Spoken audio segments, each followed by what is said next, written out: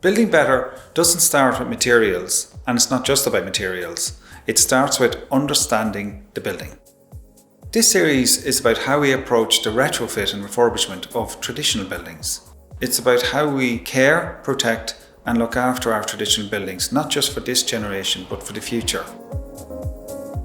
Building conservation, energy conservation, and the conservation of our natural environment cannot be treated as mutually exclusive.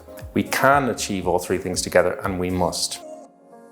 So we must be pragmatic when we're dealing with existing buildings, pragmatic and ambitious at the same time. Part of that is understanding building physics and the way that heat, air and moisture move through building materials, and through traditional buildings you have particular issues that you need to be sensitive to. There are techniques, there are approaches, and there's know-how that enables us to do all of these things together to make sure that buildings can breathe, can be airtight, and can use the right kinds of materials that are both sympathetic to the building, that are low environmental impact, and that deliver exceptional performance to the building. So we decided for quite an investment there 20 years ago with the wood fibre, the windows, the airtightness and everything. But up to this day, absolutely happy that we did that. Couldn't have been any better. The feel in the house is always warm and cozy. It's soundproof, there's no drafts because of the airtightness, and it's just a lovely feeling to live in, really. We did it here in the new house, which is perfect, but we also then retrofitted the cottage, which is adjacent to this building.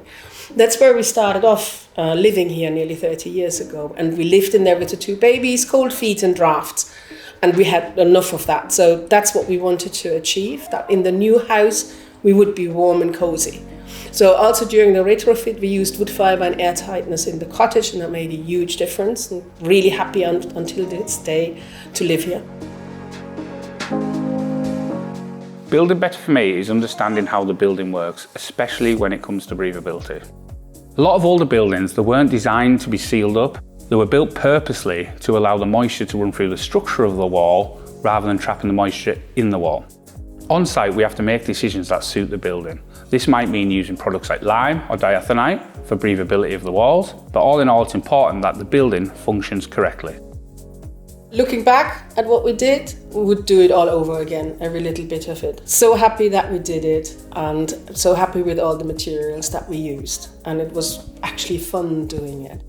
It's not only the thing about keeping the warmth in, which is so brilliant, but it's also about the way of sustainable building.